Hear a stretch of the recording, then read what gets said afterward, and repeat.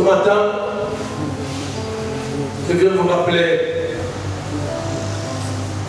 que cette décision que Dieu avait prise de prolonger, de rallonger la liste de ceux qui ont marché avec lui, qu'il a honoré, qu'il a inscrit par la liste des héros, héros de la foi, héros dans la foi, les deux. Cette décision de faire de ces hommes-là, de ces femmes-là, de personnes au nom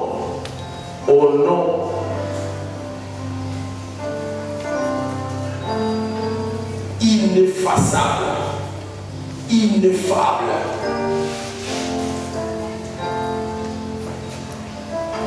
Cette décision demeure. Ça demeure. Ça a pour cours ce matin la décision de Dieu de glater sa gloire dans la vie hier. Non, oui, c'est hier, non, le vendredi, on sort de l'étude biblique, je reçois un message et je devrais donner une explication à une sœur de Goma qui me pose la question, Psaume 37, 25, qu'est-ce qui est dit là, papa? J'étais jeune, j'ai vieilli, je n'ai pas vu un juste abandonné, ni sa postérité mendiant son pain. La sœur me pose la question, qu'est-ce que cela veut dire? Que les hommes ne peuvent pas abandonner les justes, ou c'est Dieu qui ne doit pas, qui ne peut pas abandonner les justes. Je dis, en fait, le texte parle de Dieu qui ne peut pas abandonner les justes, mais je pense aussi que les hommes ne sont pas prêts à abandonner les justes. Ils peuvent refuser les actes que les justes posent. Ils ne peuvent vouloir effacer les actes que celui qui a marché avec Dieu a déjà laissé comme trace, comme écrit. Mais ces traces-là, ces écrits-là, témoigneront demain. Jour après jour, année après année, il y a des gens qui en réalité étaient de basse classe. Il y en a qui sortaient de familles non connues, de familles de pêcheurs. Mais le jour où ils ont commencé à marcher avec Dieu, Dieu s'est dit, mon Dieu, même s'il marche avec moi pendant quelques jours seulement, et donc, il y en a qui ont vécu 900 ans, 950 ans, 960, 970 ans, 975 ans, 980 ans. Ils sont restés lettres mortes. Mais Enoch, lorsqu'il marche avec Dieu, pendant quelques années seulement, la Bible dit Dieu les paya. Il les paya. Si les gens ne parlent pas trop des noms, c'est pas grave, ils t'envoient. Mais il y a une nouvelle dans la Bible. Apocalypse parle de deux témoins qui reviendront. Deux témoins. Les gens qui n'ont jamais connu la mort. Et de ce nombre-là, il a notre frère Enoch. Pourquoi? Parce que quand il marcha avec Dieu, la Bible dit Dieu n'a pas voulu qu'il ne passe par la souillure. 1, 2, il n'a pas voulu que les déluges qui devaient venir au chapitre 6 l'emportent comme il a emporté plusieurs. Et Dieu l'enleva, privilègera.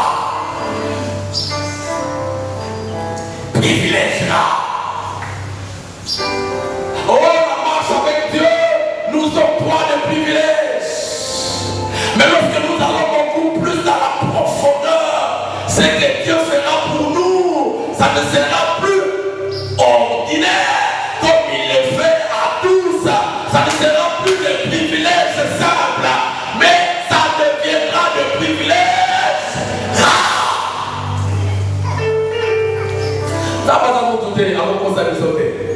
Jamais. Il n'a pas menti à Abraham. Il n'a pas menti à Enoch.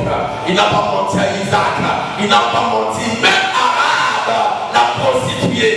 Il ne me mentira jamais. La marche avec Dieu fait de nous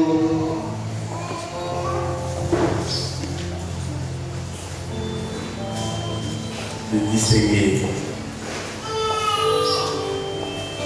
Je voulais dire beaucoup d'ordonnances présidentielles. Beaucoup d'ordonnances présidentielles manquent de foi, d'exécution. Beaucoup, ça manque d'exécution. J'ai noté, c'est possible que ce soit par manque de mécanisme de suivi. Manque de mécanisme de suivi. C'est possible que ce soit par la faiblesse ou même par la fatigue, voire la lassitude de celui qui a été choisi pour faire les suivis. Je peux citer fatigue, lassitude. Du temps où le patriarche disait qu'il a été Premier ministre. Vous voulez que le pays avance? Non, ça ne peut pas avancer. Parce que celui qui est chargé d'exécuter les ordonnances est fatigué. Et par vieillesse et par maladie. Fatigué. Fatigué. Tout récemment là, c'est Pépé Ilungamba.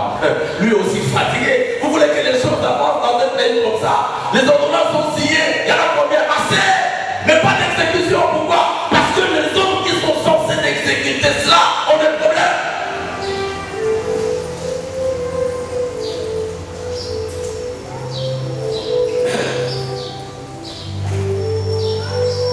Aussi, c'est possible que dans un gouvernement d'union nationale, qu'on mette un opposant qui soit Premier ministre, un opposant. Et si la chose c'est pour le pouvoir, vous croyez que ce sera facile d'exécuter? Non!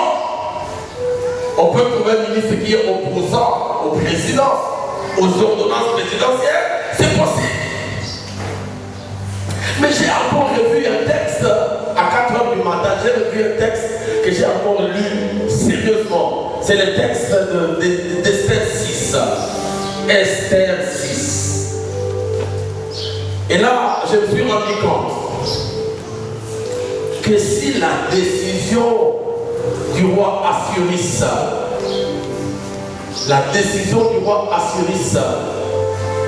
d'honorer cet homme qu'on appelle Mardoché, si cette ordonnance, cette décision n'a pas failli à l'exécution, combien à plus forte raison le Dieu du ciel, c'est lui qui décide depuis le ciel les choses pour ta vie, manquera à exécuter la décision qu'il a prise sur ta vie. Bien-aimé, tous ceux qui ont marché avec Dieu et qui sont restés dans cette logique-là de vie avec Dieu, la Bible dit, Dieu les a visités particulièrement. Dieu a laissé des traces dans leur vie et eux ont laissé ces traces-là dans ce monde et on parle d'eux du matin au soir. Ce qu'on peut dire pour le mélancolie, dans la Bible, on se voit dans la Bible, tu peux battre au livre et et donc quand tu ne veux pas reconnaître ce que Dieu a fait pour les uns et les autres qui ont marché avec Dieu, je vais emprunter le terme, les néologismes d'aujourd'hui, les dictons, ce que les gens disent aujourd'hui.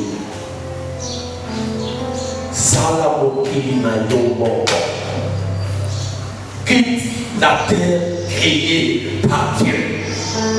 Parce que la terre créée par Dieu reconnaît les œuvres de Dieu et doit reconnaître les œuvres de ceux qui sont nés de Dieu. Et si tu ne veux pas les reconnaître, nous la vie va continuer. Ça va continuer.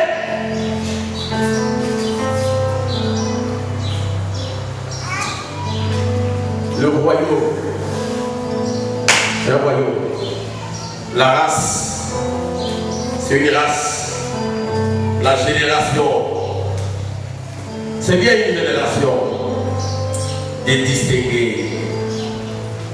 Je ne voulais pas reconnaître le trace, les histoires, la vie, l'honneur que Dieu place.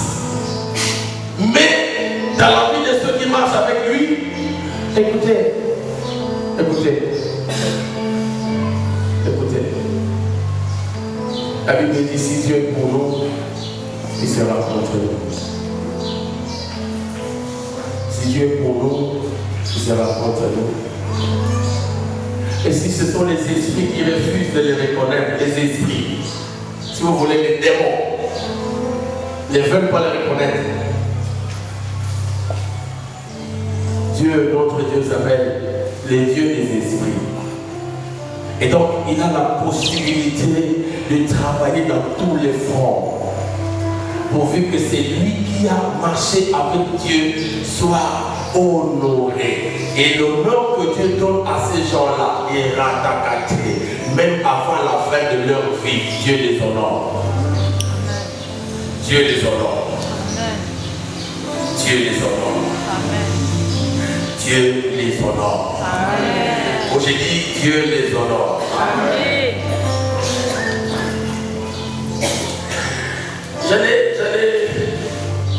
J'allais vouloir récupérer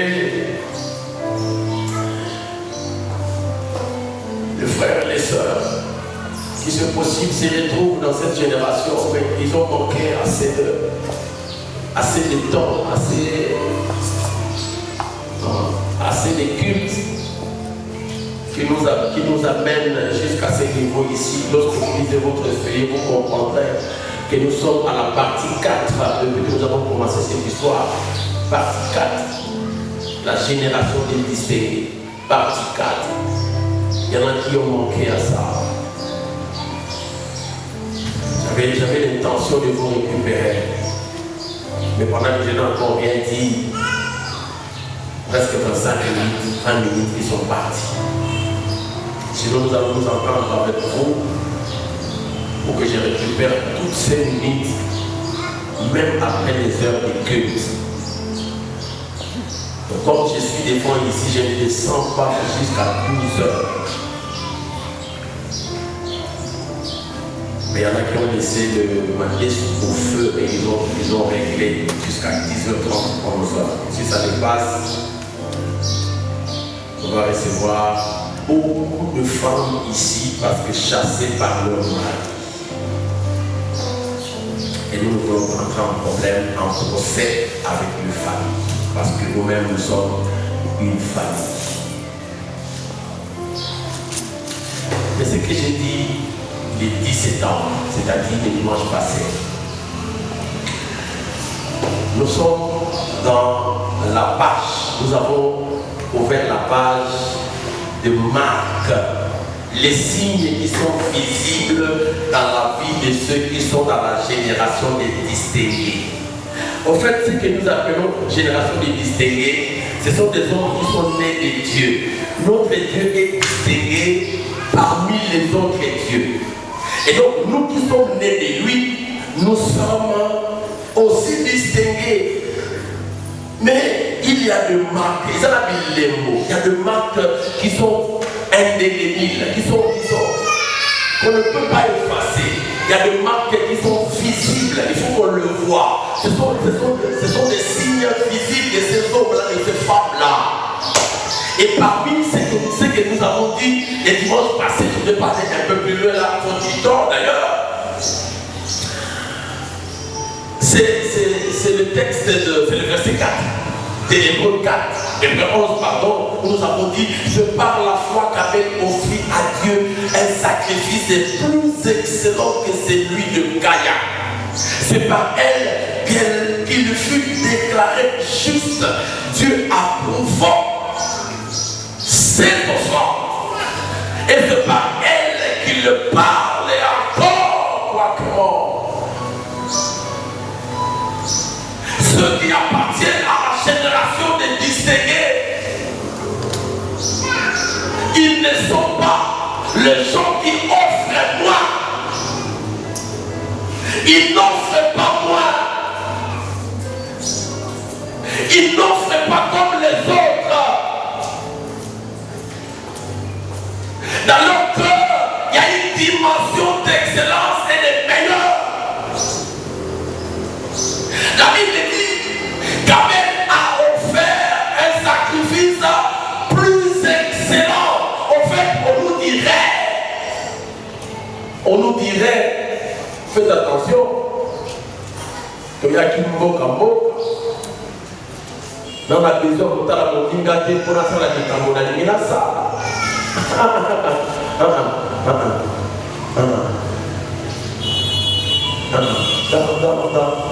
Dans notre rythme, dans la culture de notre royaume, la culture de la génération des distingués, mes yeux sont ouverts en train de regarder qui a fait quoi. Ce n'est même pas de l'orgueil, mais c'est un dimensionnement. Je ne peux pas faire comme l'autre fait. Je dois faire plus que l'autre. Mais non, avec un cœur humble, sérieux, calme. Je pose des actes au-delà de ce que les autres posent. Abel ici n'a jamais été taxé d'orgueilleux. Non. D'ailleurs, son offrande, son sacrifice est vanté par Dieu. C'est pourquoi il est inscrit dans cette liste ici. Vanté. On dit, il a offert un sacrifice plus excellent. En fait, nous n'avons pas voulu hier, dimanche, dévoiler la dimension de la récompense. Ce n'est pas cela notre problème. Non, ces chapitres ne dévoilent pas la récompense, mais ça dévoile ce que c'est lui qui est dans la race de distinguer fait. Sinon, on allait dire qu'il a été justifié. On l'appelle juste à cause de l'acte qu'il a posé. C'est pas que dans le couloir, on a dit. Et même pour Abraham, lorsqu'Abraham donne un faux tendre et bon à 3 personnes, on a rôti ça. Lorsqu'il donne 15 kilos de farine, 15 kilos de farine, où on a fait des gâteaux, des galettes, il donne ça à 3 personnes. Il lui met à leur disposition le lait caillé, pas de pommelles, pas fait par des nidos, des séries. Son cœur est dans la joie, mais il est malade parce qu'il donne les meilleurs de lui-même. C'est un sacrifice. Sacrifice. Même le travail qu'il rend à Dieu, c'est dans les douleurs, souffrances.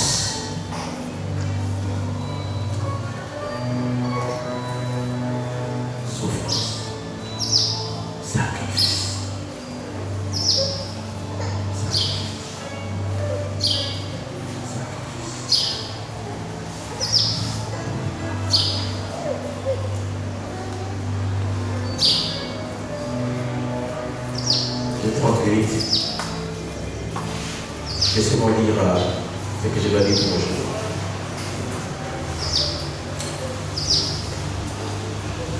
C'est un texte que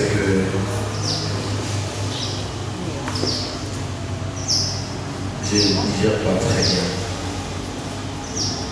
Mais nous sommes convenus avec le Saint-Esprit de me jeter. Je dois me jeter dans l'eau. Alors, qui m'a monté? Je dois affronter ça. Lisez avec moi Hébreux chapitre 11. Hébreux 11.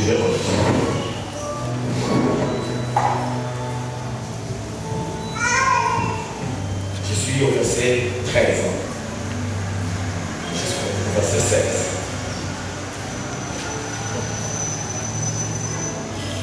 Hébreux 11, 13 à 16.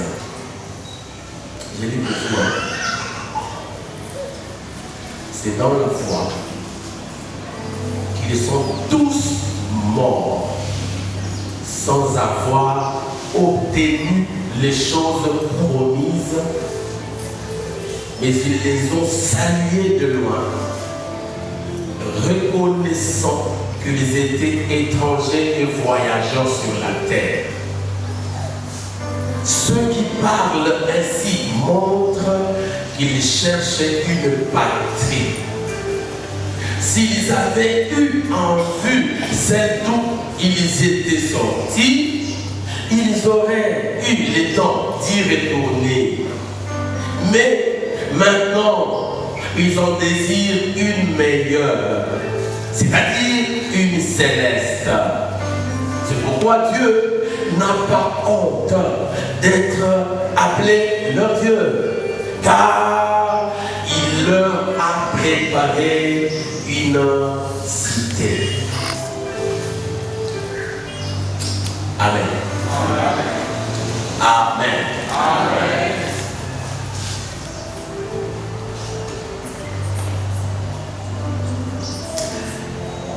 Il y a beaucoup de choses à dire à ce niveau. Mais je prends une marque de membres de la corporation Génération des Distingués. Je prends un signe qui s'attache aux hommes et aux femmes de foi. Je crie ceci. Ils ont, ces hommes-là et ces femmes-là, ils ont de promesses. Parfois, qui ne se réalisent pas de leur vivant. Malheureusement. Ils sont bourrés de promesses. Mais parmi ces promesses-là, il y en a de promesses qui ne se réalisent pas de leur vivant.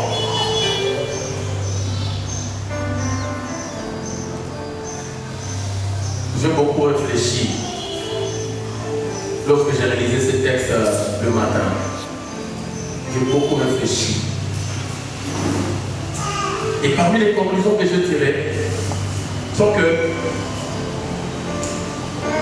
la foi n'est toujours pas, ou la foi ne donne pas toujours des réponses tricotales, comme on le croirait.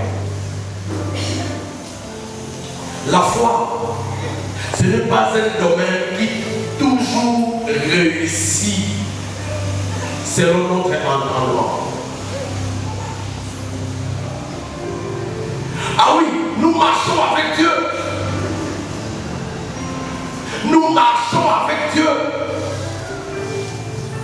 Nous avons des promesses. Des grandes, Pierre d'ailleurs appelle ça, des grandes et précieuses promesses. Mais qui ne se réalisent pas toujours.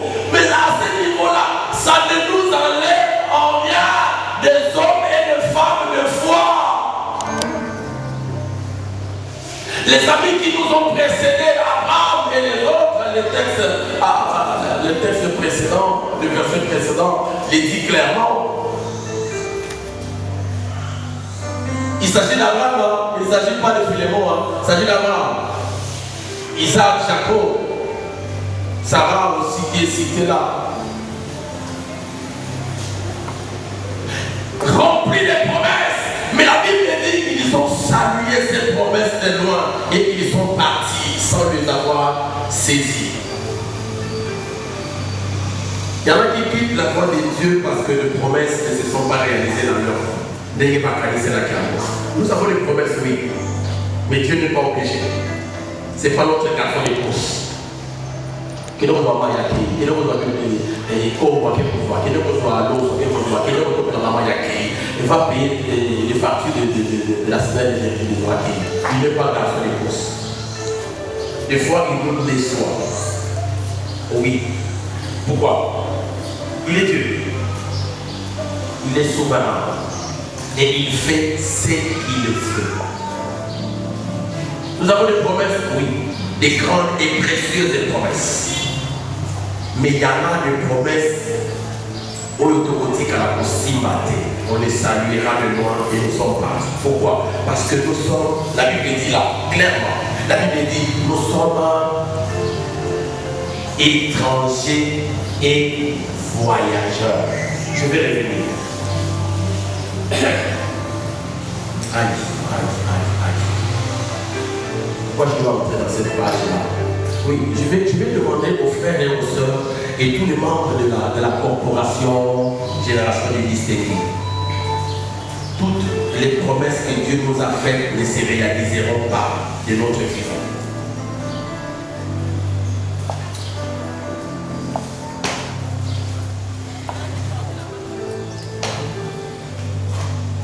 Il y a des femmes très, je ne dis pas jolies, belles. Mais il y en a de ces femmes-là qui prient, qui servent Dieu sérieusement, mais qui ne se marieront pas. C'est une promesse qui ne se réalisera pas dans leur vie. Malheureusement.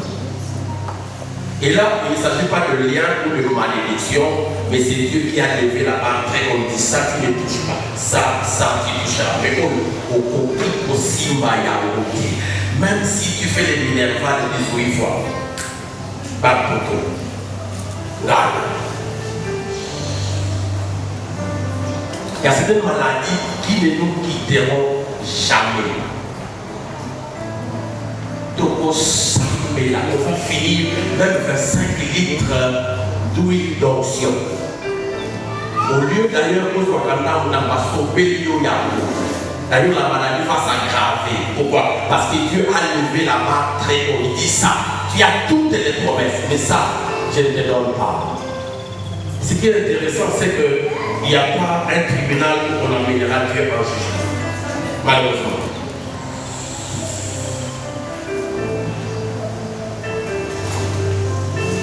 Il n'est pas question, en fait, quand nous sommes dans la génération de distingués, les malédictions et les réclamations n'ont plus d'effet sur nous. C'est Dieu qui nous gère.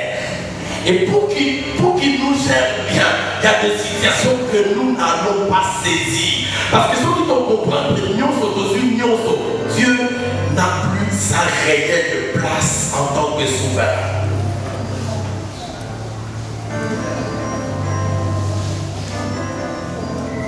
C'est le don du travail, aux frères et aux sœurs de la PFM. C'est notre prière. Et d'ailleurs, nous avons dit, à chaque saison de votre vie, les lois naturelles ne feront rien. Ils seront déjoués. Saison il y a des balles à Pessio. Mais il y en a qui vont arriver dans cette saison-là. Dieu dit, ça je te donne pas.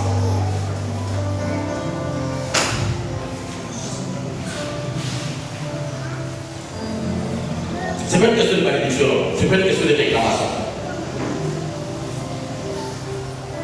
Et vous savez, quand vous arrivez là, Paul l'a fait là. Il a prié. Dieu lui dit, ma grâce te suffit. Mais vous sentez, vous savez Paul, c'est même son ombre, c'est même son mouchoir, c'est même sa scieur qui est agent guérisseur. Lorsqu'il te jette sa sueur, mais sa maladie à lui ne l'a pas quitté. Donc la promesse de la guérison, il en avait, mais il a salué ça de loin. Il n'a pas saisi ça.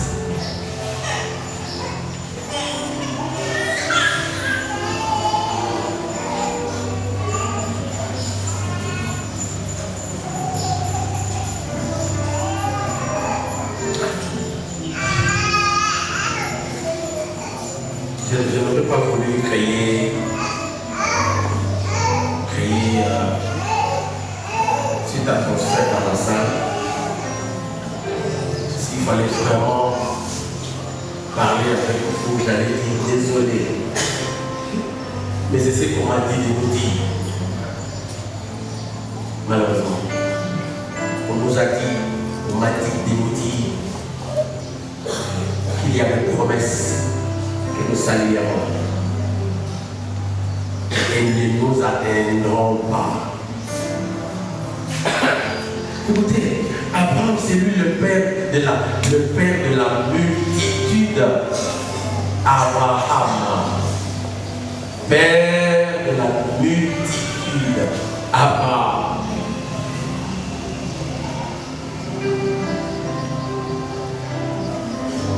Il avait Isaac. À quel âge?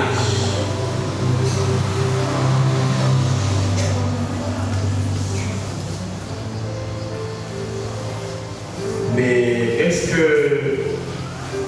n'est plus père de la multitude parce qu'il a dit que Isaac comme fils de la promesse? Non, ça ne lui enlève en rien le père de la multitude, parce que la suite nous en dit beaucoup. Il y a des promesses que nous ne saisirons pas, ce sont des promesses que Dieu réalisera avec nos enfants. Il y a des promesses que Dieu réalisera avec nos bâtiments. C'est pourquoi la Bible dit que la postérité des justes sera bénie. Il y a des choses que les justes ne toucheront pas. Mais ce sont des choses que Dieu réserve à sa descendance. Ça ne veut pas dire que parce que moi je n'ai pas touché à ça, que je ne les ai pas eu. Non. Au contraire. Même si je ne serai pas conscient dans ma tombe, mais du moins je sais que la Bible a dit à je bénirai toi et ta postérité après toi.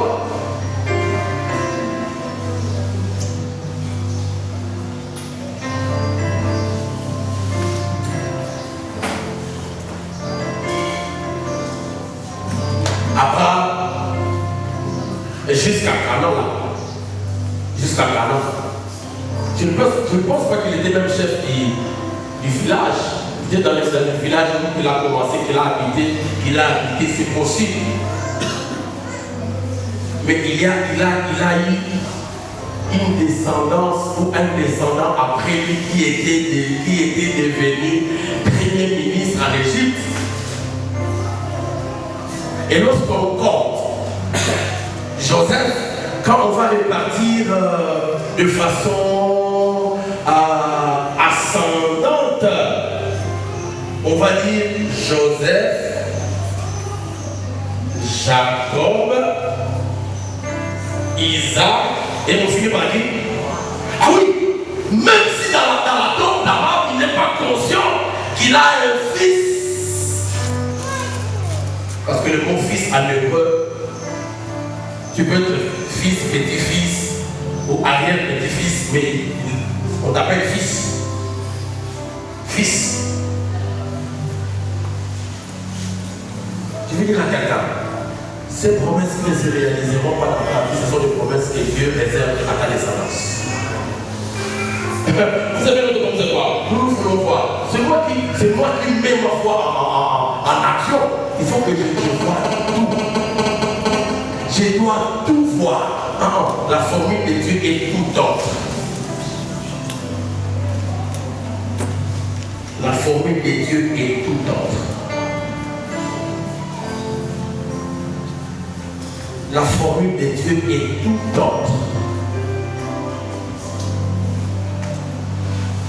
Ce que tu ne reçois pas aujourd'hui, si c'est inscrit dans la liste des promesses de ta vie, mais tu n'as pas ça, il dit que Dieu t'a menti. Non, Dieu ne mange jamais. Il réserve ça pour ceux qui vont venir après toi. Écoutez, nous étions vendredi à l'étude biblique, nous sommes mis d'accord avec ce qui est dit là. Nous étions 17, Somme 23. Nous n'avons même pas terminé d'ailleurs la première strophe. On n'a pas terminé ça. L'Éternel est mon berger, je ne manquerai de rien. Je ne sais pas qui va la mettre aussi, ça qui a monté. Est-ce que les justes peuvent manquer? Non. C'est ça la réponse catégorique. Il y en a qui ont dit oui et non. Non. Les justes ne manquent pas. L'homme qu'on appelle David, en tant que prédit, que qui reconnaît le rôle et la fonction de son berger. Il dit, l'Éternel est mon berger et je ne manquerai, c'est catégorique, de rien. La brebis qui se reconnaît être brebis du bon berger qui est l'Éternel, qui est Jésus, il sait que eloko ekoti kalaka kozanga yete. Toutes les promesses, nous les avons. Il sait à quel moment te donner et à quel moment ne pas te donner. Ce qu'il ne te donne parce que ce n'est pas important pour toi. Je parle aux gens qui sont avec moi ici. Je vous ai mal fait. Mon est dans sa communauté. Il n'y a pas aujourd'hui. Il n'y a rien. Il y a ce qui se passe. C'est vrai. Il y a une difficulté. Tu vieilliras. Longue et heureuse vieillesse. Jusqu'à ce que tu sois accueilli par tes pères. C'est-à-dire que tu meurs. Mais il y a des choses que tu ne recevras pas de l'éternel. Et tu salueras seulement. C'est pas que Dieu est injuste, non. Il réserve ça pour les autres. Parce qu'à mon niveau, il y a quelqu'un au fond nous vient en paix. Deuxième chose.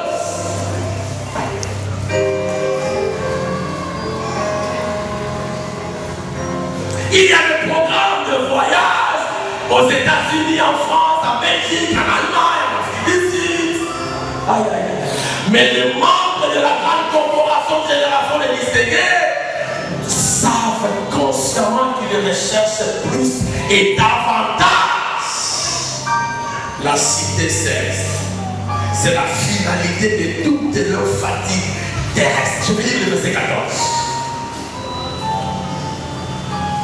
C'est long.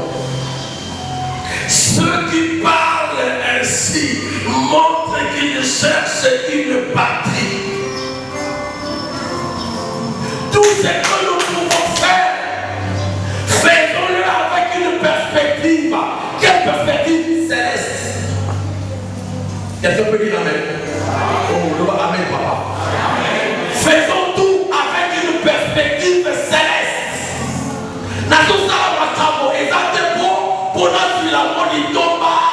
Je peux ou ne pas obtenir ces faveurs ici, mais je le fais en perspective de jour où je serai dans la cité céleste.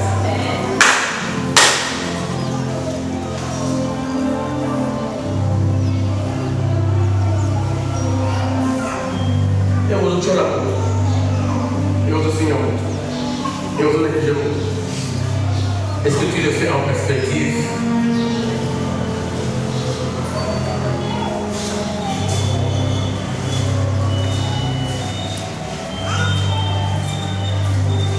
La cité céleste reste la meilleure promesse, reste ma meilleure promesse, reste ta meilleure promesse, même si les autres promesses arrivaient à faillir. Même si ça arrivait à faillir, mais l'unique qui ne faillira pas, c'est la promesse. La promesse du ciel ne faillira pas. Jésus dit que votre cœur ne se trouble pas. Croyez en Dieu. Croyez en moi. Je m'en vais au Père. Je vais vous préparer une place. Lorsque je m'en serai allé et que je vous aurai préparé une place, la suite c'est quoi? Je reviendrai vous prendre. Afin que vous aussi vous soyez là où moi je suis.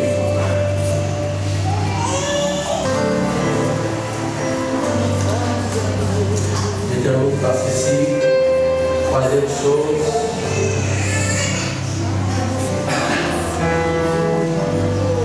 C'est pourquoi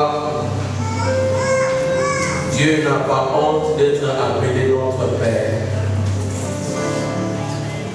Lorsque nous avons une foi engagée, ayant une perspective, les œuvres même que nous posons ont une perspective céleste.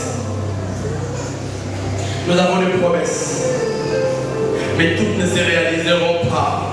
La seule et la meilleure que nous attendons de toutes, c'est le ciel. Il dit à ce moment-là, même Dieu Il n'a pas honte. Il n'a pas honte d'être appelé notre Père. C'est pourquoi Dieu n'a pas honte d'être appelé notre Père. C'est pourquoi Dieu n'a pas honte d'être appelé notre Père.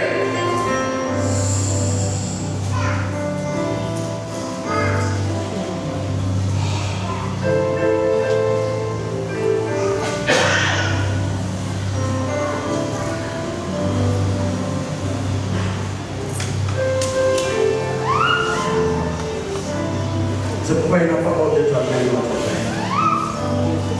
Pourquoi? Parce qu'il ne faut pas oublier, il est en train de nous préparer ce texte-là, non? C'est le verset 16. Il n'a pas honte d'être appelé leur Dieu, car il leur a préparé une cité.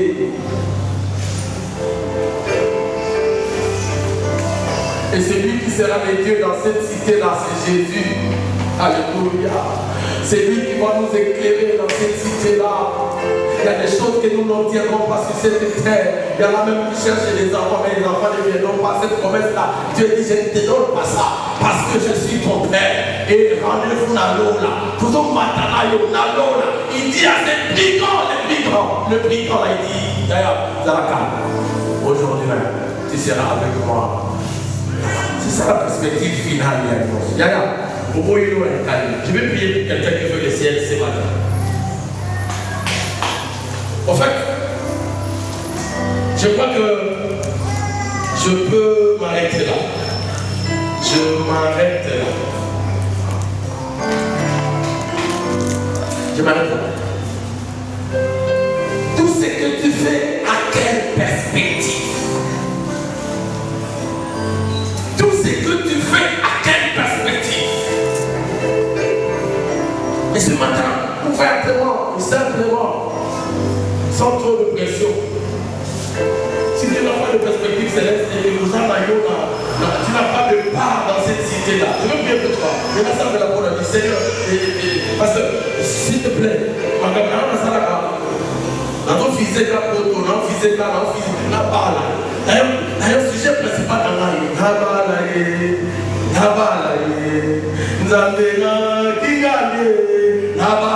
en fait, c'est ça la perspective. Mais ce matin, notre perspective, elle est céleste. Les promesses, on les aura, mais pas toutes. Mais la meilleure qui ne ratera pas. Alors, celui qui doit nous faire entrer dans le ciel, c'est Jésus. Est-ce que tu l'as déjà dans ta vie? Si oui, gloire à Dieu. Sinon, j'ai besoin de toi pour le ciel. Je vais prier pour quelqu'un qui veut aller au ciel avec moi. Tu as déjà reçu Jésus, gloire à Dieu. Mais ceux qui n'ont monté, je vais prier avec toi. Simplement, avant la zone, il y en a qui vont monter après moi. Le ciel. Je vais prier avec toi. C'est lui qui a besoin de cette perspective. Dans mon besoin, il y a monté. Maintenant là, ça devient puissant, ça devient sérieux. Alors, Seigneur, moi c'est le ciel. Quelqu'un veut prier avec moi?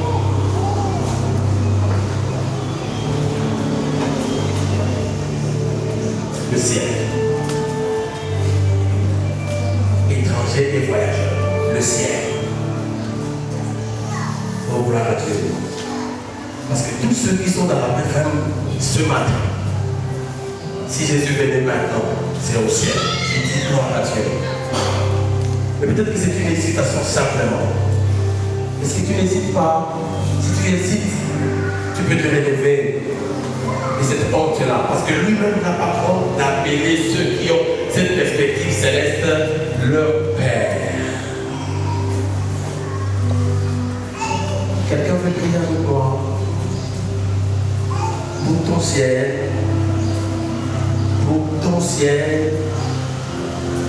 Alors je passe mon visage la dernière fois. Quelqu'un veut prier avec moi pour son ciel?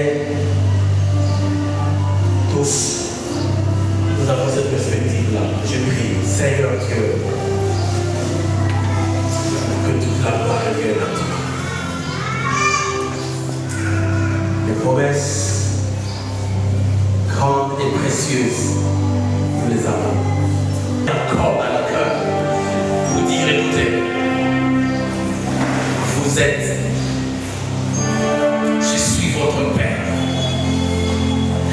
toi, Christ, tu apprends à tes disciples comment ils doivent prier. Tu dis, notre Père, notre Père, notre Père.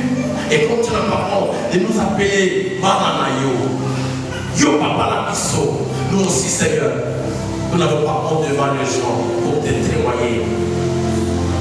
Et ne pas nous battre comme il moment. Nous devons laisser dans la poisson, parce que nous voulons avoir ceci ou cela. Mais nous, dans cet ordre-là, Yanzela, pendant que nous sommes en train d'avancer pour le ciel. Béni sois-tu pour ce matin. Dans le nom de Jésus.